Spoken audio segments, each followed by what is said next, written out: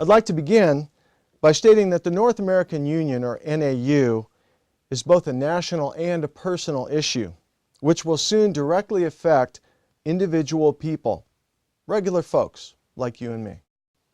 Just outside of Austin, owner Sam Harrell and ranch manager Bubba Kay established the Harrell Ranch. The ranch produced what was considered some of the best beef in the country. Then in 2001, the state of Texas came to call. Sam and Bubba learned that a new highway was coming through, and the Texas Department of Transportation was about to carve a huge swath through the ranch for road construction. Despite many court battles, the once robust Harrell Ranch faces a grim future. Smack dab in the middle of the ranch, 174 acres have been lost to a wide and long slab of concrete. The Harrell Ranch is now a practically useless 116-acre divided plot. Soon, 600 additional Texas landowners are about to become victims of eminent domain. They too will lose their land to freeways that will slice through the state from south to north. This network of concrete is called the Trans-Texas Corridors. They are but segments of a colossal stream of superhighways planned to unify North America with NAFTA corridors. Opponents of the project nicknamed it the Super Slab. In other words, the Super Slab is a giant highway system designed to integrate Mexico, the USA, and Canada. Components of the Super Slab's infrastructure have already been built, such as the huge customs facility for Mexican goods in Kansas City. Meanwhile, more of the Super Slab continues to be poured in Texas and Kansas, and any concerns or potential problems that the NAFTA corridors invite are being bulldozed over. Turning to another government policy related to the development of a North American Union, we see that thousands of illegal immigrants are currently allowed to enter the U.S. every day. Invaders simply walk, swim, or even tunnel across the southern border. The result of America's nearly unenforced border is a flooded American job market, drained public health services, overflowed public schools, and bloated school budgets. In short, a lower standard of living for legal Americans. Estimates indicate that between 20 and 30 million illegals are already here. Polls taken inside Mexico by the Pew Hispanic Center indicate that over 50 million additional Mexican citizens desire to flock to America. Yet the government ignores the cries of its citizens to enforce constitutional mandates to secure United States borders and repel foreign invasion. And as the total of illegals here now equals the size of the entire world's combined standing armies, illegal immigration certainly constitutes an invasion.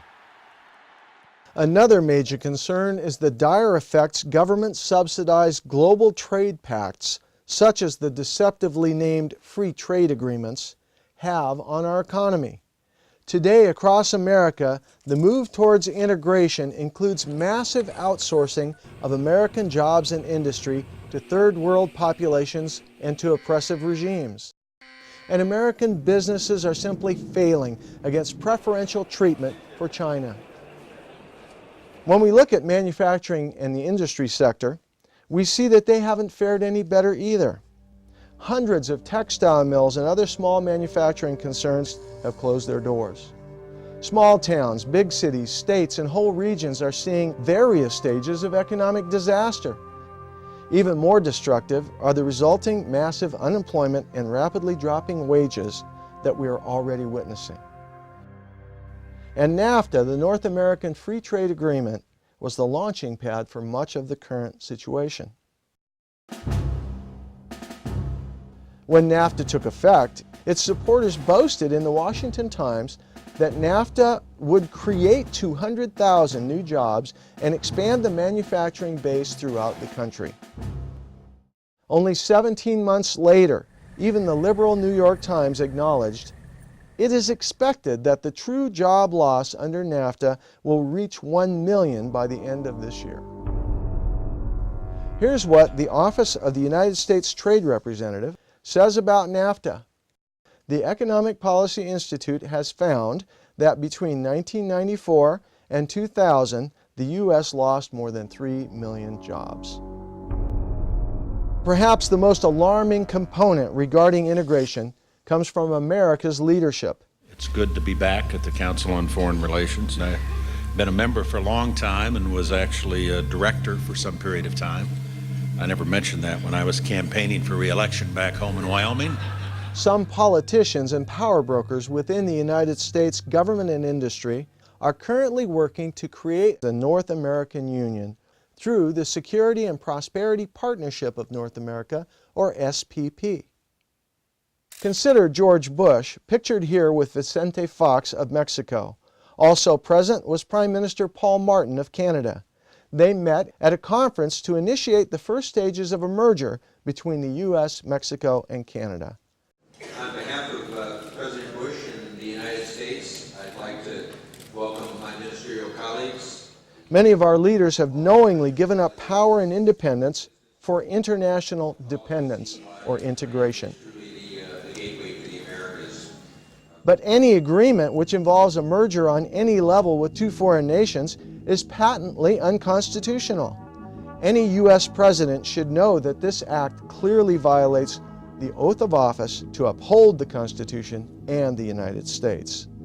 I was particularly pleased that you gave such a strong endorsement for the free trade agreement for all the Americans. The Council on Foreign Relations, or CFR, is a private, powerful internationalist club.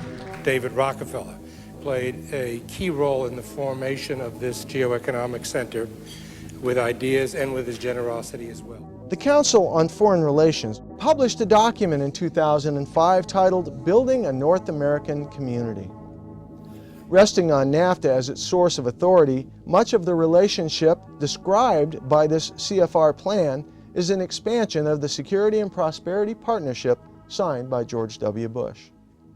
Concerning their authority and intent regarding the NAU, the CFR made this statement in one of their publications. To ensure a regular injection of creative energy in the various efforts related to North American integration, the three governments should appoint an independent body of advisors. This body should be composed of eminent persons from outside government, appointed to staggered multi-year terms to ensure their independence. Their mandate would be to engage in creative exploration of new ideas from a North American perspective. The North American Union is quickly becoming a reality. But does this actually spell the end of independence? Let's answer that by looking at a similar situation that has unfolded elsewhere in the world. In Europe, after World War II, internationalists quietly formed organizations under the Marshall Plan, which eventually expanded to become the European Common Market. The Common Market was sold to the European people as merely a free trade pact, which became the European Economic Community. Over time, this entity grew powerful and was renamed the European Community and grew into the monolith we now know as the European Union. Today, the EU dictates policy, trade, human rights, issuance of visas, travel permissions, border security, and social rules and regulations. The EU controls economies and currency, and even dictates internal law to nearly all the nations of Europe. Wall Street Journal editor Robert Bartley, a CFR member, wrote, "The European experience with integration has much to teach North American policymakers." Words from Vicente Fox. Eventually, our long-range objective is to establish with the United States, but also with Canada, our other regional partner, an ensemble of connections and institutions similar to those created by the European Union. It's amazing. A tiny elite group using mostly inherited political power and great personal wealth for leverage is secretly becoming the new royalty. This new royal class is bent towards globalism. Under their leadership, our federal government has turned its attention to suppressing American freedom and dismantling the American nation. But there is a glimmer of hope. The long-term, under-the-radar plot to dismantle the USA is gradually becoming public knowledge. Since the John Birch Society made a nation aware of the issue, a coalition of 34 organizations has been formed against the SPP and NAU. On March 22, 2007, Both houses of the Idaho State Legislature passed a resolution crafted by the John Birch Society asking Congress to block the NAU, SPP, and Super Slab. Montana passed the resolution on April 18, 2007, and at least 14 other states have resolutions before their Assembly and/or Senate, and others are catching on. As Americans, let's work together to reinvigorate and reestablish the genuine law of the land, the U.S. Constitution. Let's keep our jobs, the freedoms we enjoy, and a better future for our children.